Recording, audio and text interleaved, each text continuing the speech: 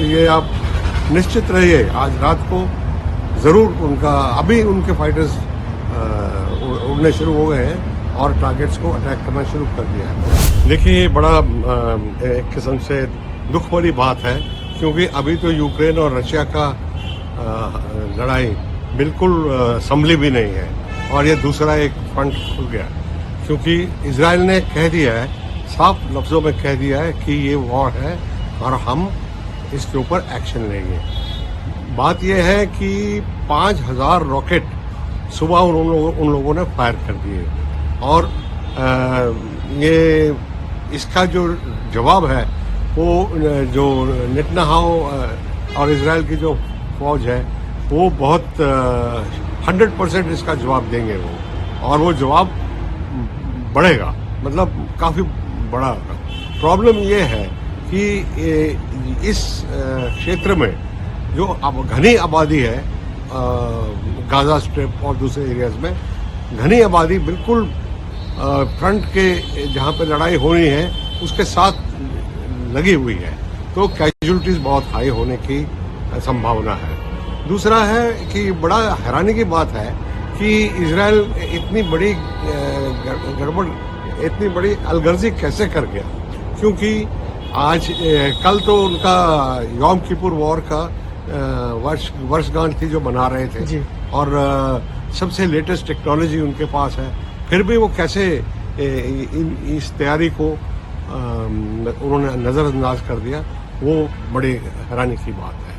अब एक बड़ा प्रभाव इसका जो पड़ने वाला है वो है कि सुएज कनाल यहाँ से जाता है और मेन शिपिंग है इस वक्त, और इस वक्त कई देश जो है वो भूखमरी से जूझ रहे हैं, और अगर इसका प्रभाव मोस्ट लाइकली पड़ेगा सुएज कनाल के ऊपर और वर्ल्ड ट्रेड के ऊपर, इस तरह का प्रभाव पड़ेगा। तो ये है जो अगर हमास थोड़ी सी और शांति से काम लेता, समझ बूझ से काम लेता, तो शायद ये विपदा ना आती, लेकिन अब ये है बड़े स्केल पर नुकसान होने वाला। सर, बात करें एजेंसियां क्या कर रही थी, इतना बड़ा हमला हो गया? वही है ना, वो सबसे बड़ी हैरानी की बात है कि एजेंसियां फेलियर है।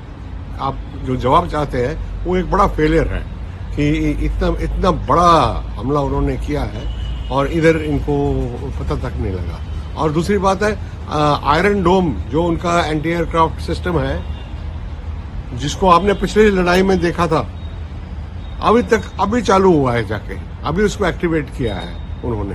तो अलगर्जी नहीं, बड़ी भारी अलगर्जी उन्होंने की है। सर, कहा जाता है कि इजराइल लास्ट तक लड़ाई लड़ता है, कितना नुकसान होने वाला है इससे? मैंने आपको कह दिया कि देखिए, अर्थव्यवस्था तो बाद में आएगा, पहले तो जो ह्यूमन कॉस्ट है वो बहुत जबरदस्त होने वाला है, क्योंकि ये हमास के पास हॉस्पिटल नहीं है।